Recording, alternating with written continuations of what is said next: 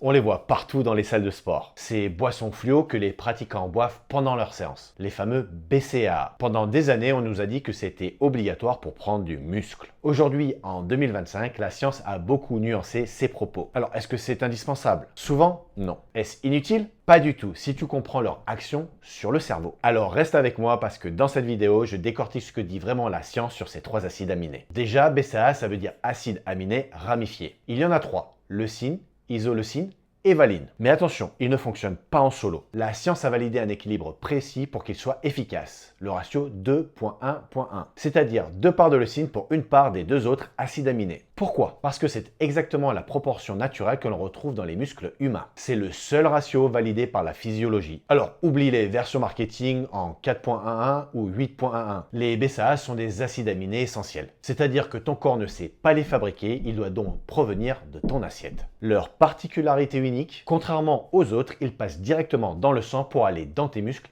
et dans ton cerveau. C'est pour cette raison qu'ils sont très populaires. Ils sont disponibles instantanément pour ton organisme. Mais c'est là que le mythe s'effondre un peu. On a longtemps cru que boire des BCAA construisait du muscle. Les BCAA seuls ont peu d'effet direct sur la synthèse de nouvelles protéines si tu manges déjà assez de protéines ailleurs. Par contre, ils sont excellents pour inhiber le catabolisme. En gros, au lieu de construire du muscle, ils ont un rôle protecteur pour empêcher que tu perdes du muscle. Mais voici la vraie fonction que peu de gens connaissent, basée sur la neurochimie. Les BCAA agissent sur ton cerveau et ta fatigue. Comment? En fait, il existe une porte pour entrer dans ton cerveau. C'est la barrière hémato-encéphalique. Les BCAA utilisent la même porte qu'une molécule qu'on appelle tryptophane. Le tryptophane crée de la sérotonine qui te donne envie de dormir ou d'arrêter l'effort. Si tu as beaucoup de BCAA dans ton sang, il remplace le tryptophane à l'entrée du cerveau. Du coup, tu as moins de sérotonine pendant l'effort. Cela se traduit par moins de fatigue ressentie et donc tu peux pousser plus fort, plus longtemps. En résumé, si tu prends déjà de la whey qui est riche naturellement en BCAA et que tu manges bien, les BCAA sont plus souvent inutiles pour ta prise de masse. Mais si tu t'entraînes à jeun, que tes séances sont longues, sont supérieures à 1h30 ou que tu fais de l'endurance, les BCAA sont un complément très intéressant pour protéger ton muscle et repousser la fatigue mentale. Et toi, tu connaissais les BCAA? Dis-le moi en commentaire et abonne-toi pour plus de conseils nutritionnels basés sur la science.